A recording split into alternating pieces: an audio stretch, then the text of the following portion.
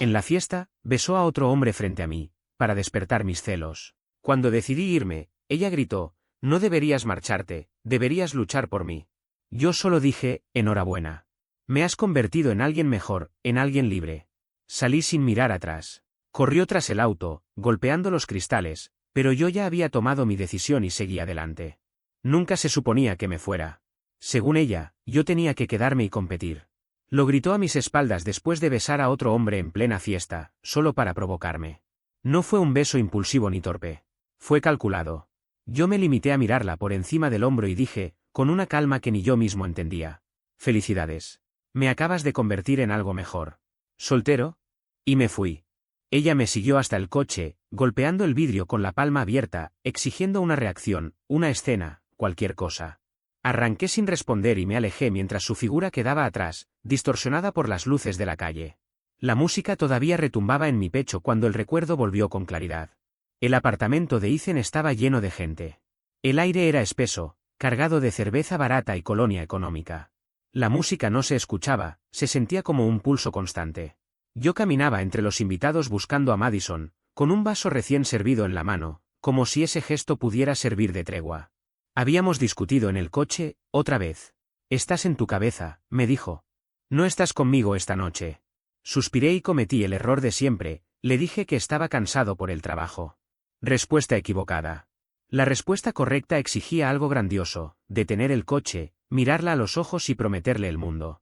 Pero después de 5 años, todas esas promesas estaban guardadas como cajas olvidadas en un almacén emocional. Yo ya no tenía gestos épicos. Solo una cerveza tibia y la esperanza de que el ruido ahogara la tensión. Entonces la vi. Estaba en el balcón, con la espalda apoyada en la puerta de vidrio. La luz tenue de la calle iluminaba su cabello rubio. Frente a ella estaba Tyler, el tipo de su clase de spinning. Sonreía demasiado, invadía el espacio con confianza ensayada. Se inclinó hacia ella. Madison hizo lo mismo. No fue un ataque sorpresa. Fue una aproximación lenta, consciente. Algunos cerca del balcón lo notaron. Se escucharon risas, un grito perdido entre la música. Vamos, Tyler. Pero lo que congeló todo fue su rostro. Cuando sus labios tocaron los de él, sus ojos, esos ojos color avellana que yo había mirado durante años, buscaron los míos entre la multitud. Me encontró. Y no apartó la mirada. No se sorprendió. No retrocedió. Sostuvo el beso. Sostuvo el desafío. No sentí el típico vacío en el estómago. Sentí algo más duro, más frío. Esto no era un error. Era una actuación. Y yo era el público. La escena despertó otro recuerdo. Un año atrás, encontré un recibo arrugado en el bolsillo de sus jeans. Cena para 2. Un restaurante caro frente al mar. Una cifra absurda. En la línea de la propina, el nombre de un compañero suyo. Se lo mostré con el corazón acelerado. Ella fingió sorpresa, rió nerviosa y explicó que era una celebración de equipo, que su tarjeta había fallado y ella había pagado. Luego me miró con falsa inocencia. No estarás celoso, ¿verdad? Al día siguiente le compré flores. Grandes, caras. Error. Días después, en otra discusión, me lo lanzó a la cara. Deberías haberte enfadado. Deberías haber exigido explicaciones. Las flores te hicieron ver débil, como si me estuvieras premiando. Siempre era un juego. Y yo nunca jugaba como ella quería. El beso terminó. Tyler, satisfecho, le susurró algo al oído. Ella rió, esa risa artificial que usaba cuando sabía que estaba ganando. Volvió a mirarme. El mensaje era claro, tu turno. La música se volvió lejana. Dejé con cuidado los 2 vasos sobre una estantería. Me sentía extrañamente tranquilo. El dolor estaba ahí, enterrado bajo una claridad helada. Caminé hacia el balcón. La gente se abrió a mi paso, anticipando drama. Abrí la puerta corrediza. El aire frío de la noche me golpeó el rostro. Tyler me vio primero. Su sonrisa se quebró. Dio un paso atrás y, cuando le dije que se fuera, no lo dudó. Desapareció entre la multitud. Quedamos solos. Los sonidos de la ciudad llenaron el silencio. Madison cruzó los brazos, preparada para la confrontación. ¿Qué te pasa?, exigió. Me has ignorado toda la noche. No me mires así. ¿Así como? Como si hubiera hecho algo terrible. Era solo una broma, Daniel. Para despertarte. Se acercó. Su perfume, el mismo que yo le había regalado, me resultó ajeno. ¿Ves?, dijo con una sonrisa triunfal. Ahora sí tengo tu atención. El guión era viejo. Mensajes accidentales de exnovios, historias de hombres coqueteándole en el gimnasio, pequeños incendios emocionales diseñados para obligarme a reaccionar. Para demostrar amor a través de los celos. Pero algo se había apagado. La imagen se volvió nítida y fea. La miré y sentí distancia. Cansancio. Nada más. Ella confundió mi silencio con shock y presionó. ¿Vas a decir algo o solo vas a quedarte ahí? Respiré despacio. El frío interior era absoluto. Era paz. Felicidades, dije. Me acabas de convertir en algo mejor. ¿Soltero? Su sonrisa murió. Primero confusión. Luego incredulidad. Después rabia. No esperé respuesta. Me di la vuelta. Daniel. Gritó. ¿A dónde crees que vas? Entré de nuevo al ruido de la fiesta. No miré atrás. Caminé hacia la salida mientras la gente observaba. No se supone que te vayas. Gritó. Se supone que compitas. Sus palabras quedaron suspendidas en el aire. La regla final de su mundo. Yo no era su pareja. Era un concursante. Y acababa de abandonar el escenario. Lo último que escuché antes de cerrar la puerta del apartamento fue su voz, aguda, desbordada, cargada de una furia que ya no intentaba ocultarse. Durante un segundo sonó como una orden, autoritaria, casi automática. Al siguiente, esa misma voz se quebró y se transformó en una súplica desesperada, torpe, nacida del miedo a perder el control. Si cruzas esa puerta, se acabó todo, gritó desde adentro. El clic seco de la cerradura sonó definitivo, casi ceremonial. Fue un sonido pequeño, insignificante para cualquiera, pero para mí marcó una frontera. Detrás quedaban la música estridente, el calor denso del departamento, las risas forzadas, el olor a alcohol barato y a perfume ajeno. Todo ese ruido que durante años había confundido con vida. El pasillo, en cambio, estaba en silencio. Un silencio honesto. No había eco de risas ni luces de colores. Solo paredes frías y una claridad incómoda que, por primera vez, se sentía necesaria.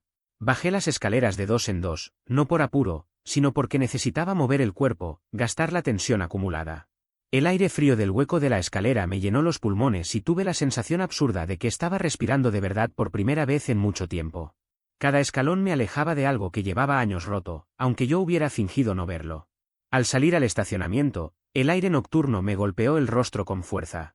Fue como una bofetada, pero no dolió. Fue limpia. ¿Clare? No traía consigo rastros de su perfume, ni del sudor de la fiesta, ni del calor rancio de un lugar donde ya no pertenecía. Me concentré en lo elemental, casi como si siguiera un protocolo aprendido, localizar el coche, desbloquearlo, abrir la puerta, sentarme. Mis manos estaban firmes, algo que me sorprendió. Esperaba temblar, sentir vértigo o pánico. Pero no. El corazón, que minutos antes martillaba con violencia mientras la observaba besar a otro frente a todos, ahora latía lento. Pesado, constante. No era miedo. Era un ritmo solemne. Un compás final. Como una marcha fúnebre para algo que había muerto mucho antes de esa noche, aunque yo me hubiera negado a aceptarlo. Entonces escuché la puerta de la escalera abrirse de golpe detrás de mí. «Daniel, espera», gritó Madison. Sus tacones golpeaban el asfalto con un ritmo desordenado, desesperado. Sonaba como alguien que corre sin saber exactamente hacia dónde. No aceleré ni disminuí el paso. No había prisa ni dramatismo en mis movimientos. Llegué al coche, presioné el control y abrí la puerta. El olor familiar del interior me recibió de inmediato, el cuero del asiento, el leve rastro de café derramado la semana anterior. Detalles pequeños, cotidianos. Mi realidad. Cerré la puerta justo cuando ella llegó. El golpe de sus manos contra la ventanilla me hizo dar un pequeño salto. Fue un sonido seco, violento. El último intento físico de sacudirme, de obligarme a reaccionar. «Abre la puerta», gritó. Su voz sonaba amortiguada, distorsionada por el vidrio. «Estás exagerando». No fue nada. Tenía el rostro pegado al cristal. El maquillaje comenzaba a correrse bajo sus ojos, ahora abiertos por un pánico distinto, más crudo, menos controlado. Ya no estaba actuando para los demás. Esto no era un espectáculo. Giré la llave en el contacto. El tablero se iluminó con una constelación de luces conocidas, rutinarias. El marcador de combustible estaba bajo. Pensé, con una calma que me sorprendió, que debía cargar gasolina al día siguiente. Ese pensamiento trivial, absurdo en ese contexto, fue la prueba definitiva de que mi mente ya estaba avanzando. «Daniel, escúchame», insistió, golpeando otra vez. «¿De verdad vas a tirar 5 años por un beso estúpido?» «Un beso. Fue solo para darte celos», añadió. «Para que reaccionaras. Porque te amo». La palabra amor, lanzada a través del vidrio, No pesó nada. Cayó sin fuerza, sin densidad. Era ligera, hueca. Una herramienta más dentro de un repertorio que conocía demasiado bien. Decir, te amo para provocar, para medir, para ganar. La miré con atención, sin rabia. Vi a la mujer hermosa, furiosa y aterrada que había organizado mi humillación pública como si fuera una prueba de compromiso. Un juego. Sentí una punzada distante, parecida a recordar el argumento de una película triste vista hace años. Sabía que aquello debía dolerme, pero el dolor ya no estaba ahí. Yo ya no estaba ahí. Encendí el motor. La vibración suave recorrió el asiento, subió por mi espalda y me ancló al presente. Su expresión se desarmó por completo. La ira se derritió y dejó paso a un miedo genuino, no ensayado, no elegante. El espectáculo había terminado. Esta escena no estaba escrita por ella. Por favor, gritó, empañando el vidrio con su aliento. Daniel, por favor. Perdón. De verdad, perdón. Abre la puerta. Podemos hablar. Arreglarlo. La palabra perdón había sido durante años su comodín. Perdón porque me hiciste hacerlo. Perdón porque no entiendes el humor. Perdón porque eres demasiado sensible. Pero este perdón era distinto. Era el perdón que llega cuando el control se pierde. El perdón de las consecuencias. Era demasiado tarde. Engrané reversa con movimientos tranquilos, casi quirúrgicos. Revisé los espejos. No te atrevas. Chilló, ahora golpeando con los puños. Si te vas, se acabó. Para siempre. No volverás a verme. Estás cometiendo un error. Solté el freno y el coche comenzó a retroceder. Ella intentó seguirme, dio un paso, sus manos resbalaron por la ventanilla. Durante un segundo, nuestras miradas se cruzaron. Su rostro reflejaba una devastación absoluta, confundida, infantil. No había perdido a su pareja. Había perdido a su público. Su jugador favorito había abandonado el juego. Giré el volante, puse marcha adelante y me alejé. En el retrovisor la vi quedarse sola, bajo la luz naranja del estacionamiento. Cada vez más pequeña. Una figura inmóvil con un vestido demasiado corto para el frío, los brazos colgando sin fuerza. Hasta que doblé la esquina y desapareció de mi vista. El silencio dentro del coche era inmenso. No estaba vacío. Estaba lleno. Por primera vez en años, no sentí la urgencia de llenarlo con promesas, planes o explicaciones. No había nada que justificar. Era solo silencio. Y era paz. Era mío. Conduje directo a mi apartamento. No nuestro apartamento. Ella nunca se había mudado oficialmente, pero su presencia había sido una ocupación constante, silenciosa y total, los cojines decorativos que eligió, el jabón caro junto al lavabo, el cajón lleno de ligas para el cabello y brillos labiales olvidados. Entré y me quedé de pie en medio de la sala. El lugar parecía el mismo, pero se sentía distinto. No lloré. No grité. No rompí nada. Simplemente respiré. Después, me puse a trabajar. Tomé una caja de cartón vacía de una entrega reciente. Empecé por el baño. Su champú, sus cremas costosas para el rostro, la rasuradora rosa. Todo dentro de la caja. Vacié el cajón con cuidado, ligas, horquillas, 2 tubos de brillo labial. En la sala, el libro que estaba leyendo. Un cable de carga olvidado detrás del sofá.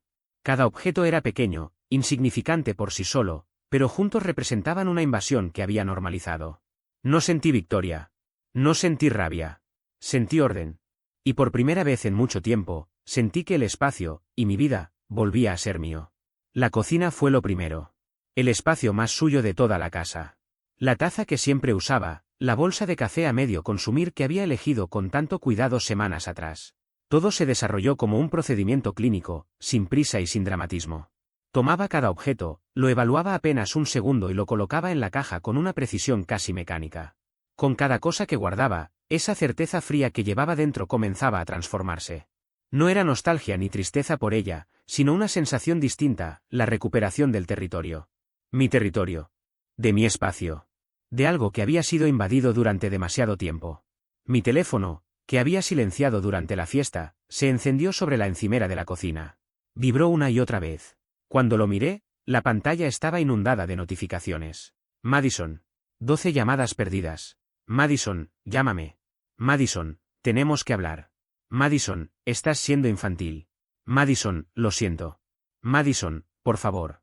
Madison, contesta el teléfono. No lo hice. Tomé el móvil con calma, entré a su contacto y pulsé bloquear.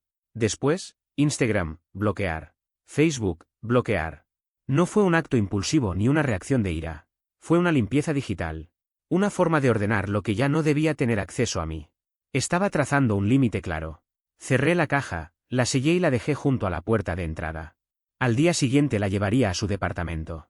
Luego me senté en el sofá, ahora despejado, sin rastros de su presencia. El silencio era profundo, casi palpable. Me quedé mirando la pared durante largos minutos.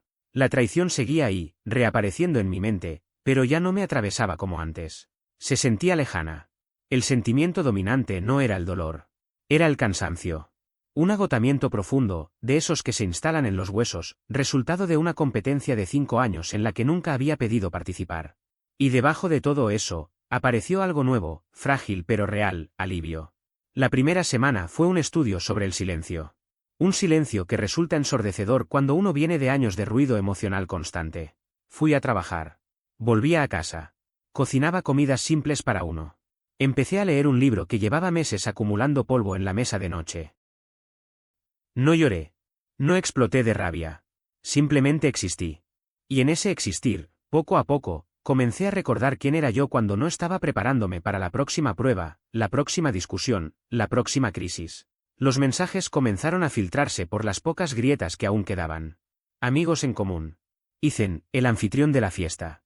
Oye, hermano, me enteré del drama. Madison está hecha polvo.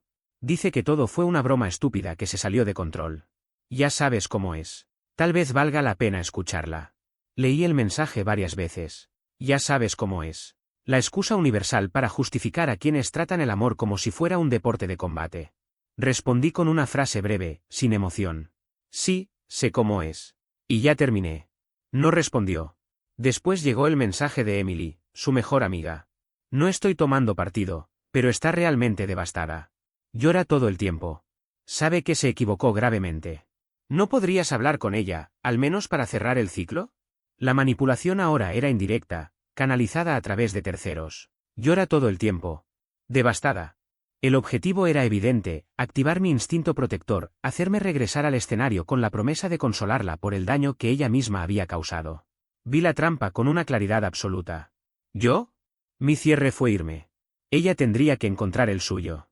Eso es frío, escribió Emily. Después de 5 años. No respondí. No estaba siendo frío. Estaba siendo aséptico. Estaba sanando. Y no podía arriesgarme a una recaída. Mientras tanto, los rumores seguían circulando. No los buscaba, pero tampoco podía evitar escuchar fragmentos. Un compañero de trabajo, amigo de alguien que coincidía con Madison en su clase de spinning, se me acercó un día junto a la máquina de café. Al parecer tu ex está saliendo con Tyler, dijo, incómodo. Tomé un sorbo. Está bien, respondí. Pareció sorprendido por mi falta de reacción. Supongo que fue rápido, ¿no? No lo sé, dije, y era verdad. Semanas después, llegó una actualización más detallada. Emily, quizá esperando provocar algo, me envió un mensaje más cargado de dramatismo. Supongo que obtuviste lo que querías. Está destrozada. Tyler estuvo con ella un par de semanas y luego desapareció. Le dijo que era demasiado intensa. Todo un caballero, el tipo al que la dejaste correr. El intento de trasladarme la culpa fue casi admirable. La dejaste correr, como si mi ausencia hubiera sido un acto de sabotaje. No respondí, pero tomé nota. El karma tenía un sentido del humor casi poético. El actor secundario había rechazado a la protagonista por exagerar su papel. La última actualización social llegó nuevamente a través de Ethan, que había permanecido en silencio casi todo el tiempo. Me crucé con Madison en el supermercado. Se veía mal. Está quemando puentes, gritándole a todos por no ponerse de su lado. Es un desastre. En fin, espero que estés bien. El informe era objetivo, pero el subtexto era evidente. Su sistema de apoyo, el mismo público que antes aplaudía cada escena, comenzaba a cansarse del espectáculo interminable. El drama ya no tenía un objetivo claro, así que se derramaba sobre cualquiera que estuviera cerca. Demasiado intensa. Mientras tanto, mi vida avanzaba en silencio. Sin anuncios. Sin espectadores.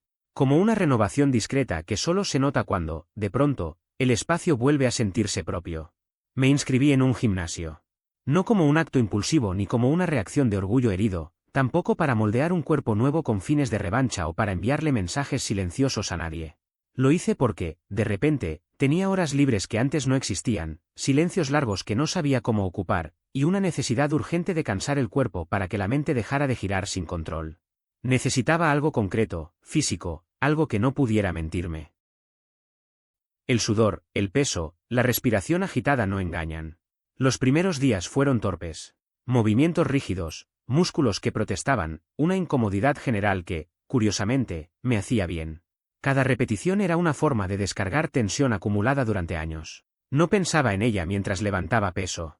Pensaba en contar, en mantener la postura, en terminar la serie. Esa simplicidad era un alivio inesperado. También retomé contacto con un viejo amigo de la universidad, alguien a quien no veía desde hacía años pero con quien siempre había existido una amistad sin pretensiones. Nos encontramos una tarde cualquiera para tomar una cerveza en un bar discreto. Hablamos de béisbol, de cómo había cambiado el trabajo, de pequeñas frustraciones diarias que no cargaban dramatismo. Evitamos deliberadamente cualquier conversación sobre relaciones, como si ambos supiéramos que no era el terreno que necesitaba pisar en ese momento. No hubo consejos, ni preguntas incómodas. Solo charla liviana. Fue un alivio sincero, casi terapéutico. En casa, me dediqué a limpiar el departamento a fondo. No una limpieza rápida, sino meticulosa. Habitación por habitación. Cajón por cajón. Tiré cosas viejas, doné otras, reorganicé espacios que habían sido compartidos y ahora reclamaban una nueva lógica. Era como si, al ordenar cada rincón, estuviera reafirmando algo más profundo, que ese lugar ya no era un terreno negociado. Volvía a ser completamente mío. La caja fue entregada al día siguiente de la fiesta. La preparé sin apuro, con una precisión casi quirúrgica. Cada objeto dentro tenía su lugar. La dejé en la puerta de su casa sin ninguna nota, sin explicaciones innecesarias. Me aseguré de irme antes de que pudiera salir a verme. No quería escenas, ni lágrimas tardías, ni promesas improvisadas en la vereda. Ya había tenido suficiente de eso. Un sábado por la tarde, cuando ya había pasado casi un mes desde todo, estaba armando una nueva estantería. La había elegido a propósito, líneas simples, diseño limpio, funcional. Nada de ese estilo rústico y recargado que ella siempre insistía en imponer, como si cada mueble tuviera que contar una historia ajena. La luz del sol entraba sin obstáculos por las ventanas todavía desnudas, sin cortinas ni adornos. El aire era liviano. Por primera vez, el departamento no parecía un espacio en disputa, sino un lugar en calma. Un lugar propio. Entonces el teléfono vibró. Número desconocido. Aún así, supe de inmediato quién era. No sentí sorpresa ni ansiedad, solo una confirmación silenciosa. Dejé que sonara hasta que se cortó. Una hora después apareció la notificación, mensaje de voz recibido. No lo escuché enseguida. Terminé de ajustar un tornillo, alineé la estantería, me limpié las manos con un trapo. Recién entonces, con el cuerpo tranquilo, lo reproduje. Su voz sonaba distinta. Más frágil. Sin ese tono ensayado que solía usar cuando quería dirigir la conversación. Era una voz temblorosa, cansada, cargada de una tristeza que, esta vez, parecía real. Daniel, hola, soy yo, dijo. Solo, te extraño. He pensado mucho en esa noche. Fui tan estúpida. Tenía miedo de que estuvieras dejando de quererme. Hubo una pausa larga, incómoda, seguida de una respiración entrecortada. Tyler no significó nada. Fue un error. Tú eres todo para mí. Por favor, ¿podemos hablar? Tomar un café, solo hablar. Guardé el mensaje. No como recuerdo ni por nostalgia, sino como prueba. Prueba de algo que ya conocía bien, el cambio de estrategia. La manipulación seguía ahí, aunque ahora venía envuelta en vulnerabilidad. No me conmovió. Escucharlo fue como oír una tormenta grabada mientras uno está a salvo dentro de una casa sólida y cálida. El ruido existe, pero ya no amenaza. Lo borré. Después bloqueé el número. La distancia que mantuve no fue una táctica ni una jugada calculada. Fue una condición interna. Al negarme a competir, me retiré por completo de su juego. Y desde ese silencio, desde esa ausencia voluntaria, vi cómo el juego, sin un oponente principal, empezaba a desmoronarse por sí solo. El mensaje de voz fue apenas un aviso. El verdadero impacto llegó un martes por la noche, 2 semanas después. Estaba en el gimnasio, a mitad de una serie de peso muerto. El ardor en los músculos era limpio, directo. Dolía, pero no confundía. Ese lugar se había convertido en mi nuevo templo, repetición, progreso medible, reglas claras. Nada de ambigüedades. Solo gravedad y esfuerzo real. La vi reflejada en el espejo antes de verla directamente. Un destello de cabello rubio cerca del dispensador de agua. Madison. Llevaba pantalones de yoga y una sudadera amplia, pero no el conjunto perfectamente combinado que solía usar. Esto parecía improvisado, casi defensivo. Como si hubiera salido de casa sin pensar demasiado. Sus ojos estaban fijos en mí, enrojecidos, hundidos, con esa mezcla de cansancio y determinación que conocía demasiado bien. Terminé la serie, coloqué la barra en su sitio con un golpe controlado y tomé la toalla. No me acerqué. No huí. Simplemente giré con calma, reconociendo su presencia sin dramatizarla. Ella caminó hacia mí con pasos inseguros. El ruido del gimnasio, los discos chocando, los gruñidos, el bajo constante de la música, funcionaba como una barrera protectora, como si el entorno mismo impidiera que la escena se saliera de control. Daniel, dijo. Por favor, ¿podemos hablar solo un minuto? Me sequé el cuello con la toalla, sin apuro. Este no es un buen lugar. Es el único donde pude encontrarte, respondió. Me bloqueaste en todos lados. El tono de víctima empezaba a asomar, mezclado con un cansancio real. Respiró hondo, intentando recomponerse. Recibí la caja. Gracias por traerla. No respondí. No había nada que agregar. Escuché tu mensaje, dije finalmente, no por cortesía, sino para cerrar el momento. Mi respuesta sigue siendo la misma. Su rostro se quebró. Por un segundo pareció genuinamente perdida.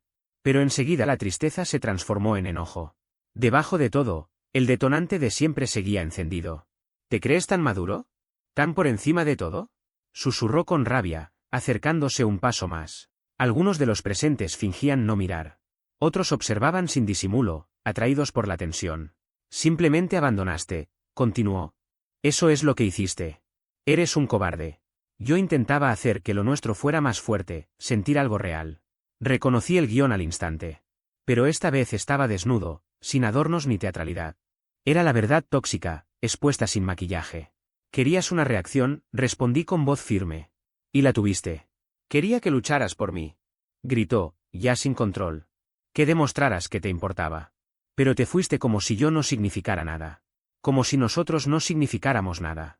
Eso lo decidiste tú, contesté, con palabras pesadas y tranquilas. Convertiste algo privado en una exhibición pública.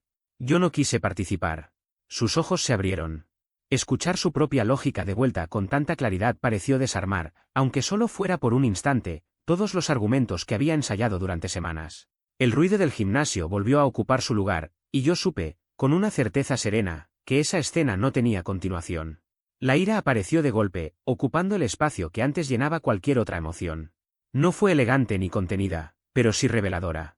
Era la caída definitiva del personaje melodramático que ella había sostenido durante años. Fuiste afortunado de tenerme, escupió, clavando el dedo contra mi pecho. No te diste cuenta de lo que perdiste. Jamás vas a encontrar a alguien que te quiera como yo. No me moví. No retrocedí. ¿Sabes por qué? Continuó, cada vez más exaltada. ¿Porque eres aburrido, Daniel? Seguro. Predecible. Eres como un sofá cómodo. Y ahora estás solo. Todo porque no supiste manejar un pequeño juego de celos. Porque tu orgullo no te dejó admitir que exageraste. Ahí estaba. La confesión desnuda, sin adornos. Un pequeño juego de celos. Mi vida reducida a una distracción, mi corazón convertido en entretenimiento. Y, para mi propia sorpresa, no sentí nada. Ni rabia ni dolor. Solo una especie de curiosidad fría, casi clínica, al observar a alguien atrapado en su propio veneno. Miré por encima de su hombro hacia la recepción del gimnasio. Brandon, el gerente, observaba la escena con evidente preocupación. Levanté la mano apenas un segundo, un gesto tranquilo para indicar que todo estaba bajo control. Luego volví la vista hacia Madison, que respiraba con dificultad, satisfecha con su explosión, esperando mi respuesta, el enfrentamiento que tanto deseaba. No se la di. Me di la vuelta y caminé hacia el mostrador. Ella se quedó inmóvil, confundida. Me incliné un poco y hablé en voz baja. Oye, Brandon, disculpa la situación. ¿Podrías decirme si esa mujer que está junto a las máquinas es socia del gimnasio? Si no lo es, me está acosando y agradecería que le pidieras que se retire. Brandon, un tipo grande que claramente había visto de todo, asintió sin dramatizar. Entendido. ¿Estás bien, Daniel? Estoy bien, respondí, y era verdad. Me alejé rumbo a los vestuarios sin mirar atrás. A mis espaldas escuché la voz firme y profesional de Brandon. Disculpe, señora. ¿Puedo ayudarla en algo? Y luego, el sonido breve y agudo de su respiración contenida, una mezcla de incredulidad y humillación. Me duché solo, en un vestuario vacío. El agua caliente se llevó el sudor, pero no el recuerdo del momento. No lo necesitaba. Aquello ya se estaba solidificando en algo distinto, una lección. Había obtenido la respuesta final que llevaba tiempo buscando. La mujer de la que me había enamorado nunca existió. La real era una mala perdedora gritando en un gimnasio. 6 meses exactos después de aquella fiesta, asistí a la boda de mi amigo Alex. Fue una celebración sencilla, en el patio trasero de una casa, sin excesos. Yo fui acompañado por Sofía, una mujer con la que llevaba saliendo unos 3 meses. Nos conocimos en una librería. Era inteligente, sutilmente graciosa y poseía una calma emocional que resultaba casi contagiosa. Estar con ella se sentía natural, como volver a hablar mi idioma después de años intentando descifrar uno caótico. Con Sofía no había pruebas ni juegos. Todo fluía. Sabía, por comentarios sueltos, que Madison también había sido invitada. Nicole, la prometida de Alex, había sido amiga suya de forma tangencial. No le di mayor importancia. La vi apenas entramos. Estaba sola, cerca del bar improvisado, sosteniendo una copa de vino blanco. Se veía más delgada. La energía vibrante que antes parecía reclamar atención había desaparecido, reemplazada por una rigidez vigilante. Sus ojos me encontraron de inmediato y luego se deslizaron hacia Sofía, que reía por algo que decía la abuela de Alex. Reconocí la expresión en su rostro. El cálculo. La evaluación rápida. Sofía, con su mirada despierta, su sonrisa tranquila, su mano apoyada con naturalidad en mi brazo. La diferencia no era solo física, era ambiental. Nosotros transmitíamos paz. La recepción avanzó sin sobresaltos, cena, brindis, música. Bailé con Sofía, un balanceo lento y simple. En algún momento noté a Madison observándonos desde el porche, como una guardiana silenciosa de su propio arrepentimiento. No sentí satisfacción ni orgullo. Simplemente no sentí nada. Para mí, era una invitada más. Más tarde, Sofía fue al baño. Yo me acerqué al bar por un vaso de agua. Percibí su presencia antes de verla. «¿Te ves feliz?», dijo, muy cerca. Su voz había perdido toda la musicalidad que recordaba. Me giré. Estaba frente a mí, aferrada a su copa vacía, estudiando mi rostro en busca de grietas, de rastros del antiguo Daniel. «Lo estoy», respondí. Sin matices ni explicaciones. Un hecho tan simple como el clima. Retrocedió apenas. Mi indiferencia fue más contundente que cualquier reproche. «Ahora lo entiendo», dijo deprisa, como si hubiera ensayado cada palabra. «Lo que hice, arruiné todo. No espero que vuelvas conmigo, ya no soy tan ilusa». Esbozó una sonrisa frágil que no alcanzó a sus ojos. «Solo necesitaba que supieras que lo siento. De verdad.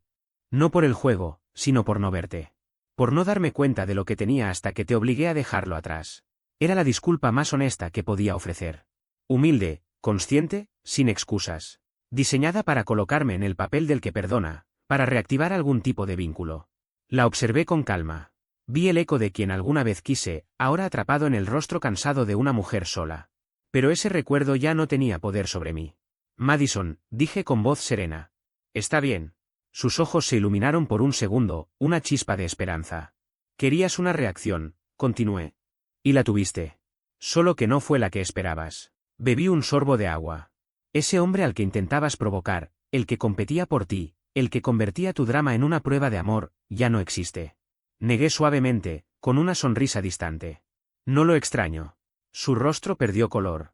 Lo comprendió. No era castigo. Era cambio. Yo había evolucionado más allá de ella, de los juegos, de todo ese mundo. La voz cálida de Sofía sonó a mi lado. Tomó mi mano y le dedicó a Madison un saludo educado, neutral. «El Uber llega en 2 minutos». «Perfecto», respondí, apretando su mano. Miré a Madison una última vez. No había triunfo ni resentimiento en mis ojos. No quedaba nada. «Cuídate», dije. Fue una despedida impersonal, definitiva. Me giré junto a Sofía y caminamos bajo las luces del patio hacia la calle silenciosa. No miré atrás. No pensé en ella. El aire nocturno era fresco. Sofía apoyó la cabeza en mi hombro. «¿Estás bien?», susurró. Respiré hondo, mirando las pocas estrellas visibles. El silencio entre nosotros era cómodo, lleno de posibilidades. «Sí», respondí. «De verdad lo estoy». El pasado era un lugar donde ya no vivía. Yo era libre.